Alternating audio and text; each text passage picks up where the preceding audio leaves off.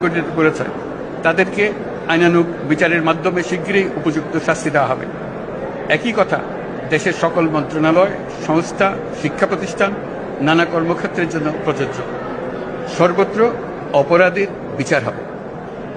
আজ প্রত্যেকটি প্রতিষ্ঠান ও তার সদস্যরা নিজ নিজ কর্তব্য পালন করার মাধ্যমে দ্বিতীয় স্বাধীনতাকে উপভোগ করবেন, দেশকে গৌরবের শীর্ষে নিয়ে যাবেন এবং দেশবাসীকে এবং জগৎবাসীকে উপভোগ করার সুযোগ করে দেবেন।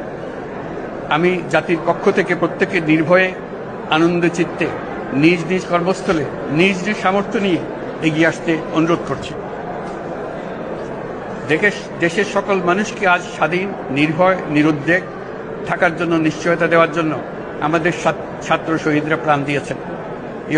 এই অভ্যুত্থানের মাধ্যমে সৃষ্ট সরকার দেশের প্রত্যেকের সরকার।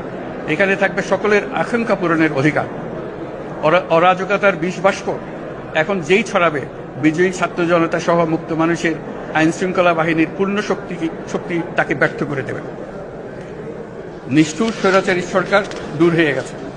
কাল সূর্য উদয়ের সঙ্গে সঙ্গে গণতন্ত্রের, সুবিচারের, মানবাধিকারের, নির্ভয়ে মত প্রকাশের পূর্ণ স্বাধীনতার জন্য সকলের স্বাচ্ছন্দ্যে জীবন ধারণের সুযোগ প্রদানের সচেষ্ট সরকারের ঘনিষ্ঠ সান্নিধ্য ও সহমর্মী পরশ দলমত নির্বিশেষে সবাই উপভোগ